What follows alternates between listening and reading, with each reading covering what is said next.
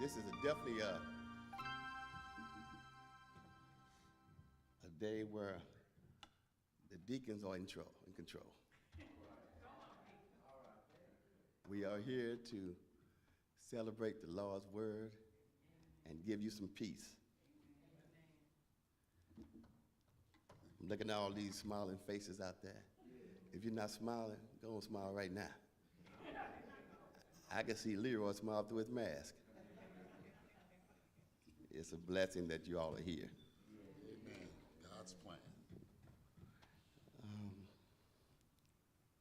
I was talking to Orvetta the other day before I get into my little talk here. We was talking about one of her friends that passed in the car accident, right? Years ago. And I was speaking to that, I was telling her how blessed I was, or I am, rather. Yeah, I am. Excuse me. That year that Obama was running for president, I was with some friends, and we kind of hung out in Illinois. And we went and ate some breakfast at the truck stop. And so I was on my way to a Masonic function that next day in Tulsa, Oklahoma. I had a rental car. So I was coming back home. It was fairly late, maybe close to midnight. And the time I'd take 44 to get to my house. And it's right after I passed Jefferson exit, I fell asleep. Next thing the collision woke me up. God woke me up.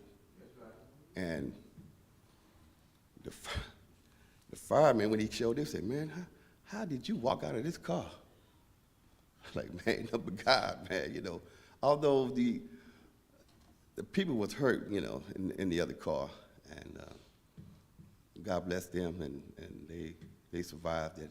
Luckily, blessed I didn't kill anyone, but it could happen in a second. It could happen in a second. So I say that to say this. I'm supposed to be here. When I got the call from Teasley, I missed the call. I called her back, and I could, barely hear her because of the fact that she was, you heard her voice, and I was like, oh my God. I got to thinking, I know I've been called Goody. I'm trying to pass this thing off to somebody else, right? I called Goody. He sounded just as well as she did.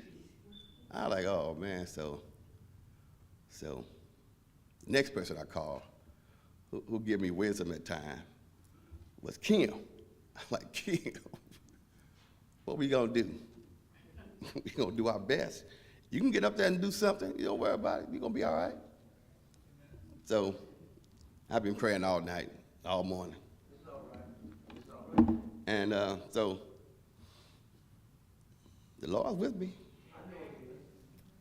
And we're gonna talk about something that we all read, or we all should read every day we leave our house. It's Psalm 70, what I just read to you earlier. That's a powerful verse there, y'all. It's an urgent prayer by David for God to quickly come and help me with his enemies. Help him with his enemies, the enemy was seeking for his life, And you need that divine intervention all the time. All the time. With these politics and tensions we got going on right now, it's getting worse, we think. It can always get worse. Trust in God, put your hand in his hand. Yeah. It's a blessing to have grown up in this church, to know those things, those little things that we take for granted that helps us out, The 9 o'clock prayer, the noon prayer, 3 o'clock prayer.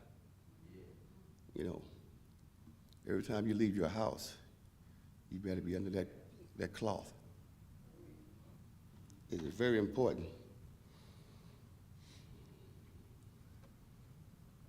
So he was asking God for help because things were getting kind of shaky, and it was dangerous for David at that point. You know, I have my 3 wraps and my blood handkerchief on me and in my car, and I'm still worried because that's that one step. You know, that's that 3rd step that we need to make that complete circle. That's why that 3 o'clock prayer is so important. You know, that's the divine hour, as they take it. So,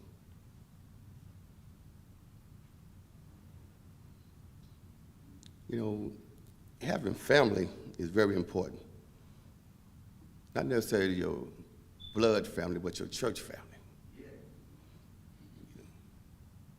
You can call on them to help you out, call them to pray with you. We all need someone addition to God. We know but we need, sometimes we need, if you're not listening to the Spirit, maybe you could listen to one of your sisters and brothers. And it will steer you straight back to that Spirit. Because, it doesn't matter who you are or what you're doing, you can always be used. Amen. So, I don't have a whole lot, but like I said, this came to me at short notice. But I was trying to do the best I can to bring the word to you guys. And I thought just reading that was enough. I'm like my mom. It don't take all day to do nothing, as y'all heard. And she know. She had 14 kids.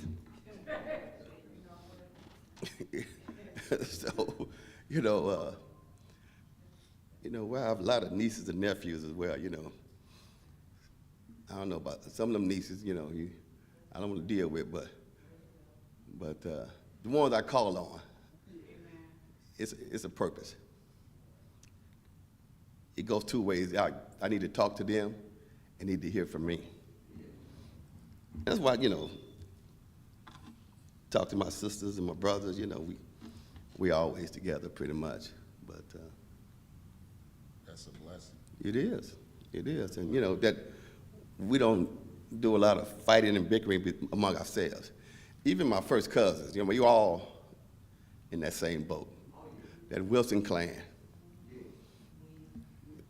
Huh? No, I'm talking about Wilson altogether. Everybody.